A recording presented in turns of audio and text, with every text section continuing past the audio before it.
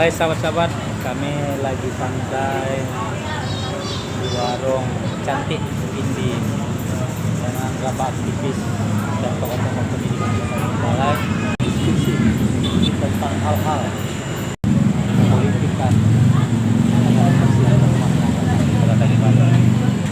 Oke, sahabat-sahabat, mari kita bincang-bincang ini. Kami ingin menantang para tokoh yang selama ini membuat skema ataupun skenario, bermain dengan skenario, bermain dengan naskah. Itu permainan lama. Kami ingin menantang sekarang bagaimana kita berlakon tanpa naskah, tanpa skenario. Bagaimana para tokoh? Dani, ayo kita tunggu kelanjutan. Bagaimana sahabat?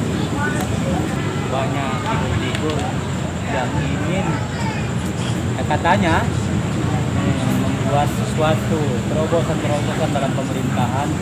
Kalau pendapat orang itu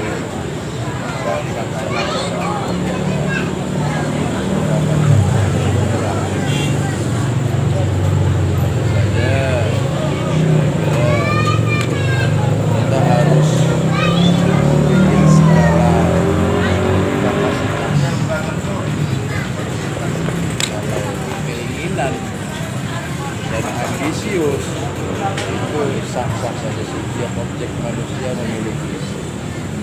Tapi kita harus juga membuat skala kapasitas yang bagaimana, yang seyogyanya harus kita harapkan di kepemimpinan yang dimaksudkan tadi. Tapi saat ini kulihat hanya hitung bangun tidur kepemimpinan. Ini kan suatu kepentingan sangat mengarah kepada ekonomi. Ya, indikasinya nanti terjadi korupsi lagi. Sahabat, bagaimana Ustaz? Kalau masalah sinonim bangun tidur itu kita tidak bisa menyikapi atau memberikan komentar, karena yang namanya dalam realita perjalanan suatu pergerakan apapun itu mempunyai nilai proses. Jadi seandainya ada kita menemukan bangun tidur, ya kita harus jeli menyikapinya itu adalah sebagai satu bagian dari proses, apakah itu proses kebaikan atau sebagai proses pembelajaran kepada yang akan datang, kira-kira begitu Tuhan. Ya, itu memang betul kata sahabat. Cuma kan kita lihat dalam hal transisi sekarang saja, kita lihat hanya nuansa politiknya sangat mendalam. Hanya di permukaan kita lihat semacam harapan itu tidak menjanjikan lah. Kita kan sebagai masyarakat nih ingin juga kalau ada figur-figur yang betul-betul ingin membaharu Tanjung Balai ini. Bukan ingin membangun, pembaharu kita aja ini. Kalau membangun itu kan dari mana dananya kan sangat sulit kita bicarakannya itu. Pembaharu aja. Pembaharuan itu kan artian apakah dia baik secara birokrasinya, sebagai ekonominya. Nah gitu kita mau. Kita bilang siapa orangnya? Kita nggak lihat siapa orangnya. Bisa saja sahabat dan bisa saja saya. Kalau saya nanti sahabat-sahabat dukung saya siap. Kalau ditanya kesiapan saya semua ada, kecuali duit. Nah itu aja kelemahan saya. Yang kemauan orang-orang inilah orang-orang yang kata-kata orang tua, orang-orang yang kelas-kelas apa namanya, kelas-kelas. Iya, kalau gitu bilang kan sana orang-orang sana tinggi itu elit. Kalau di kami di biasanan kasta tinggi, kasta tinggi. Iya. Nah, disinilah keunikannya Indonesia, terutama Tanjung Balai. Kebebasan berkeinginan sebatas dari tidak melanggar ketentuan hukum itu sah-sah saja dan diakui di dalam negara kita ini. Hanya saja, kalaulah keinginan perkembangan kebaikan, setiap manusia itu pasti menginginkan hal yang tersebut. Cuman saja, tadi di awal sudah kita sampaikan, kapasitas yang bagaimana sebenarnya yang diinginkan oleh masyarakat kota kita. Kalau perkembangan ini pengertiannya majemuk, banyak hal-hal perkembangan. Apakah perkembangan ke arah yang lebih baik? Tentu ada lagi skala lebih baiknya bagaimana. Karena kehidupan ini pasti bisa mencapai garis finish keberhasilan itu adalah kesenangan, kenikmatan, dan kebahagiaan. Nah, kita mengharapkan kalaulah keinginan-keinginan kawan-kawan kita yang di luar sana mengharapkan perkembangan, mengharapkan perbaikan, mengharapkan ini segala macam problema-problema yang bisa dianggap sumbang. Nah, ini harus juga punya kapasitas yang bagaimana yang kita harapkan. Apakah kebaikannya tidak dilakukannya adanya lagi tindak pidana korupsi, atau tidak adanya lagi kriminalitas, tidak adanya lagi unsur-unsur KKN di instansi-instansi. Nah, ini harus kita buat ya sebagai penerus ataupun sebagai pemimpin dan pengelola manajerial di Kota Tanjung Balai ini. Apa sih sebenarnya target-target yang ingin dicapai? Saya rasa kawan-kawan kita yang ada di Dewan itu sudah sangat memahami hal tersebut. Hanya saja mungkin yang namanya tadi proses sehingga tertunda aplikatif dari penyelesaiannya juga. Kita mengerti, tapi saat ini kita lihat baik secara legislatif dan eksekutif hanya di permukaan aja dia mementingkan pada umum, tapi pada dasarnya ke dalamnya mereka mempetakan, mengkepling-keplingkan hal-hal yang diinginkan kita. Kalau itu, yang ini yang kalau itu kita tidak punya intelijensia atau pemahaman dan tidak punya alibi atau apapun dalam hal menjawab ataupun katakanlah memahami dari pemahaman saudara Rudin dalam kebiasaan yang lumrah, itu hal yang sangat tidak mungkin untuk kita itu terjadi. Namun kita lihat sekarang yang namanya kata-kata orang adanya rumah rakyat, kata-kata orang adanya kantor rakyat. Kalau kita lihat di GPS kita di rumah rakyat sama kantor rakyat itu nggak masuk dalam titik merah. Makanya sekarang artian dari kata filsafat itu tempat kita sekarang kantor pos untuk mengadukan, menyampaikan aspirasi itu sekarang nggak ngerti kita di mana kantor posnya. Akibat ojol, Pak. Ini hal yang seperti ini sangat menawan ya. Sangat menawan hati. Apalagi ngeliat cantik. Ya. Ini adalah sangat menawan hati. Karena kalaulah dikatakan tempat atau rumah-rumah perwakilan aspirasi masyarakat tidak menyikapi hal ini, kami rasa ini perlu dibuktikan dengan teliti dulu. Dari sisi mana sehingga kita bisa dapat memberikan statement kalau hal itu benar terjadi adanya.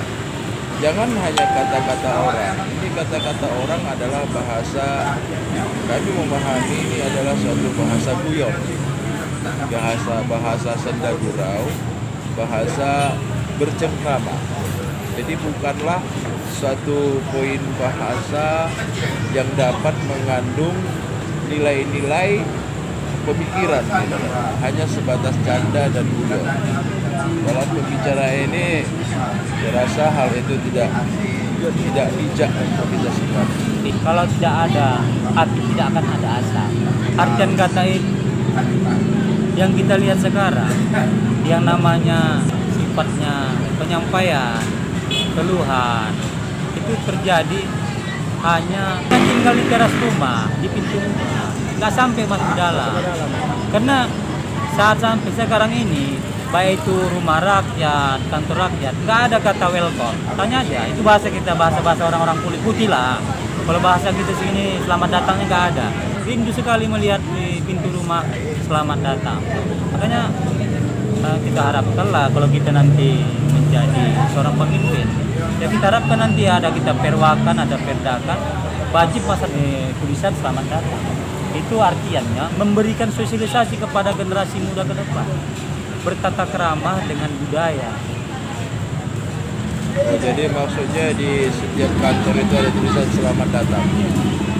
Jangan hanya di pintu gerbang aja, di perbatasan kota aja selamat datang. Artinya setelah masuk mereka tidak dihidangkan di singgasana sebanyak mungkin apa itu sebenarnya menu-menu yang harus disajikan. Artinya kau datang-datanglah, pulang-pulanglah. Nah, makanya sekarang aspirasi itu secara mikrofonnya tidak terserapkan, tidak terekamkan. Makanya para kita yang kata orang yang punya dasi yang di sana, tapi saya tak lihat dasinya kayak mana ya. Cuma kabarnya punya dasi, kursinya agak bergoyang-goyang, kabarnya di muka gedung-gedung di situ. Ya kata orang tuh ya di ujung sana pakai AC, minum jus, jarang sekali macam kita diminum tong manis. Ini pembicaraan saudara Khairuddin ini menarik.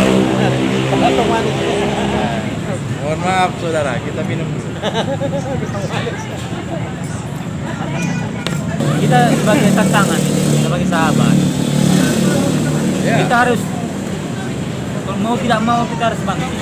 Ya. Iya, apapun namanya bahasanya, apapun namanya warnanya, kita nggak bisa tinggal diam. Karena gini, senioran kita sekarang saat ini, kita tidak sebutkan nama, lagi tidur. Mungkinkah apakah kebanyakan minum obat? Apakah Kejabatan lagi. kekenyangan makan? Ada nggak kejabatan lagi? Nah itu bahasa lain lah. Bahasa lain. Cuma kita harapkanlah seperti kita ini kan sangat-sangat diperlukan saat ini. Saya lihat dalam transisi pembangunan, transisi sosial, ekonomi, kita harus memang tampil. Nah, apapun bahasanya kita harus tampil, melangkah. Persoalan di depan siapa? Ya kalau memang kita tabrak harus kita tabrak. Ya apa boleh buat? Nah, ya kalau memang kita harus kena tilang nanti di sana di ujung, ya itu udah konsekuensinya. Ya, mau tak mau kita kan. Persoalan katanya kata-kata orang ada perlu ekonomi, itu urusan. Bagaimana kita harus sampai di Batu Tiga itu di kantor sebelah kiri itu ada katanya KPU, harus sampai kita di situ.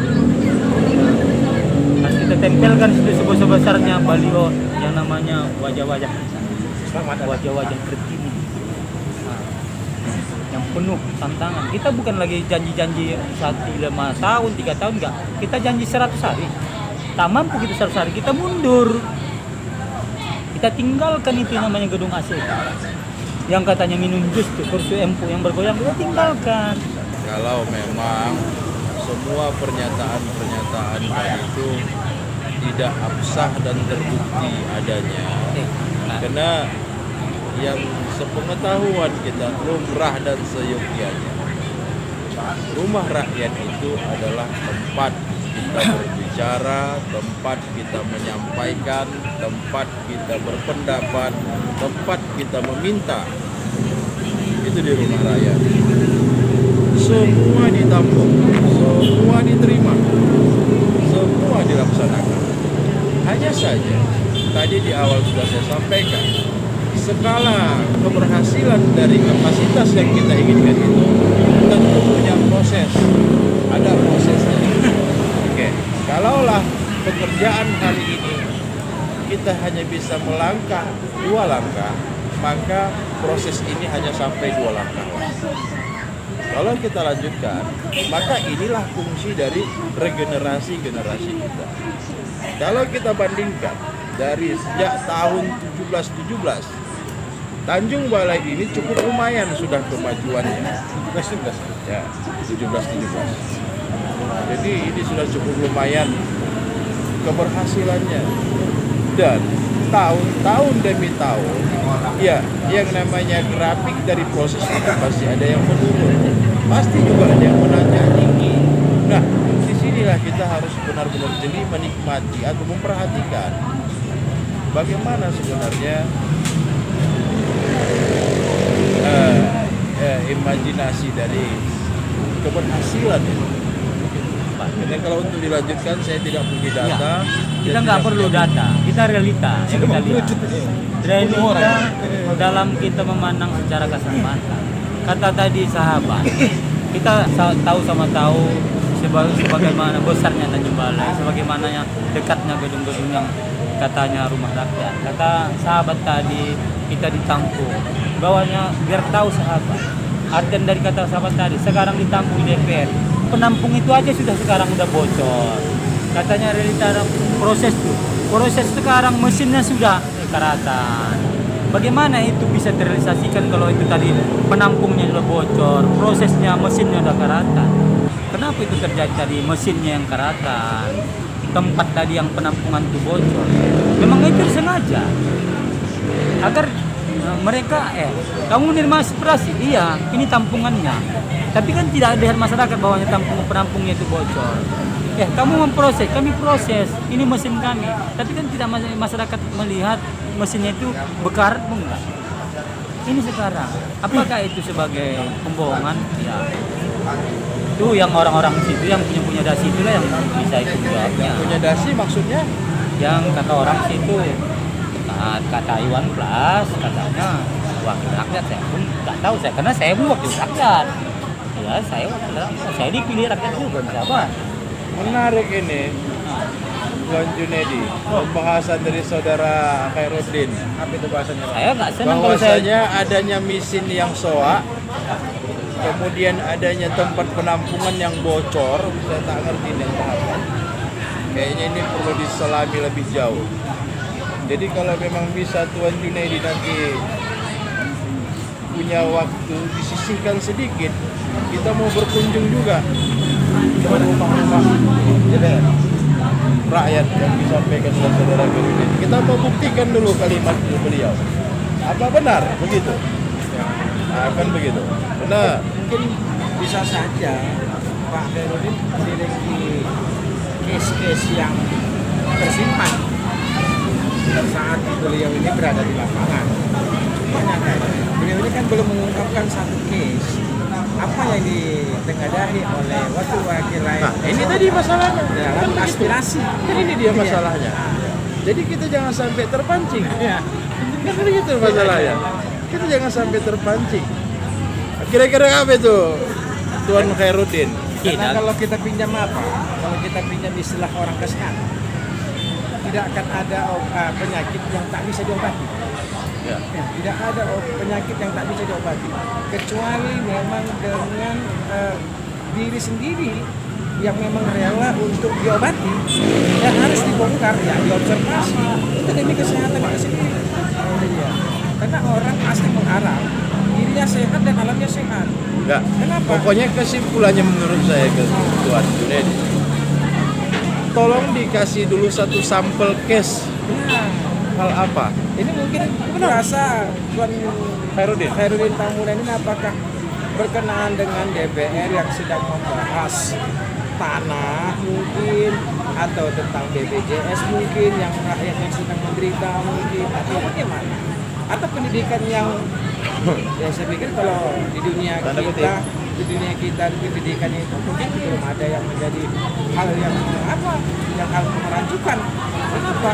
Rasa bahagianya guru-guru sudah mungkin ada rasanya bahagia. Kalau memang rasa bahagia itu dia tidak ada, karena saya pikir di masa kepemimpinan Pak Tamrin dulu ini para guru bangkit kan. Itu aja ya kan. Saya pikir itu aja. Saya tadi mengutip kata sahabat tadi. Katanya tidak ada penyakit yang tidak bisa diobati.